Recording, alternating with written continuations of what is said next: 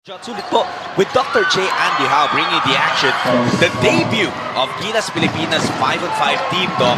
Muna natin makakatapat, Malaysia. Yes, and very good afternoon. Oh, good drive to the basket and one kaagad dito para sa Malaysia. Good afternoon to all our basketball fans. Naalala natin katulad ni Matthew Wright, si Malonzo, si Sturdy, si Bobby Ray Parks, and a three-point shot para kay Matthew to start off proceedings for the Gilas. Mga relatively fresh ang mukha, either kasi debuting for Gilas or nagbabalik. And Matthew Wright. Well, alam naman natin kapabilidad ni Matthew. Alam natin ang kapabilidad ni Bobby Ray Parks. I know, and there was a lot of complications and there were a lot of concerns nung binubuo itong team na to. And that's gonna count for a Abu Tratter. Nakita natin ang renaissance nitong si Abu Tratter even in his last game with Blackwater. Only had about 2-3 weeks. 3 weeks, I think, more or less to prepare. Outside shot here, and that's Bobby Ray Parks. That left-handed three-point shot of his. It was Matthew Wright who hit one. Alam mo talaga maglalaro. Oh, that's a nice, good drive to the base. Maglalaro ng malakas yan si Parks. Ang kanilang coach dito is like a foreigner. Is Felton-Sealy, well known.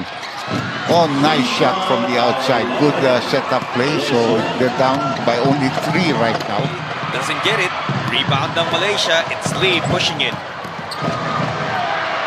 Wong, his shot goes in. And the lead is down to only 2 right now. Remember, this is a very important game. Wala tayo dito. We can't be careless against Vietnam kasi nga plus 26 yung Malaysia in their win. Yeah. Oh, nice three-point shot at lumamang na dito ang Malaysia. And look at the fans of Malaysia. They've gone on a, 7-0 run. When you talk about Abu Tratter, di ba, that he's gonna be taking on that main center. Oh, wow, that's a long 3. 10-0 run na yan. Parks looking to break down Ting. Marami pang oras yan. 7 seconds to go pa yan. Vaughn, dead shot from Ting. Knocks it down. Kaya kinuha yan para, he's, normal. At magre-reset ulit sila with Lee. Jason. Out to Wong Yi-ho. Another 3 for Malaysia. They're up by 4. Malaysia, walang easy shot. Contested eh. Good offensive rebound here. Another miss on the inside. Pero finally, nandun si Era with the follow-up, the offensive rebound. He's now sharing the floor with Panopio, so you really get a lot of guards. Ayan na si Justin Chua right away. Hindi, alam mo ang ginagawa ni Norma. Si Panopio. They get the ball back, but only with 4 seconds to shoot. Panopio in trouble. Had to fire it up and found the bottom of the net. You like the presence of mind of the player, knowing that the shot clock was winding down. Getting a turnover against your team.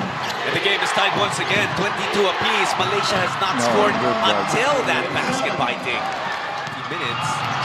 Here's Parks. Oh, huli doon si Ray. But looks like the Malaysian player is down. All on the other side cannot finish. Ting with a tip-in. Oh, you have to give it to Malaysia, their defense. Actually, ito magandang game ito, but we just have to win it, no? Kasi natututo mga players natin dito. They haven't really played well much together with each other. And this is the best player that we have right now on the floor. 8 points for Bobby Ray Parks. May 2 fouls yata si Chua eh. Kaya balik ulit si Era. But good rebound. Chua did give 2 points and here we go again. Ray Parks has taken over the second quarter. May foul pa yun. Hindi lang pinituan yun. But all of a sudden, good thing now, Malaysia's beginning to miss a lot. That's nice open. He didn't catch it clean. Oh, blocked by Bolik. He didn't catch it clean. Another one. Robert Bolik, the center of the Philippines. Nakaka-4 na puntos na si Eram on follow-up and you can see the Filipinos. So, we were down 20. Save to a teammate. Leap back to Ting. Bibitaw ng 3. Does not get the bounce. And again, that's where Eram is so important to us. Clearing boards and follow-up shots. Oh, Nice sinayaw move by pa. Bolik. Yes! And Finishing what? through the foul. Nakita mo yung mga lahat ng players doon, no? Nakatayo sila, Tratter. So talagang, now let's see if we can continue that kind of defense that we put up. Laking bagay talaga si Eram. Oo, nice. Oh, pero nakalusot. You have to set better picks, you know. Hindi tumatama yung mga picks, eh. Kaya nga, yun, ngayon, na-double team na si Era, problema na. And they force the turnover. Here's Wright. Ray thought about the three. Back to Matthew. Extra pass. Now from the corner. Panotto hits the three. You stay on the strong side and you keep on passing to there. It's very easy for the defense. Now, this that looked good when he left his hand. The best of outings shooting that basketball. Pull-up jumper. Malaysia scores again. Maganda ang quarter nila to what the opponents are doing. They're in the zone right now. See? You have to take the shot when you're open. You cannot hesitate. And that's what he probably reminded them. Medyo nauna to si Chua kumpara kina Era at kina Slaughter. Yeah, and Pesma. But again, Oh, take what a shot nice home. shot. Hindi pumasok yung tira niya. Ravenas collected a number of rebounds here in the third. Pero nawala sa kanya yung bola.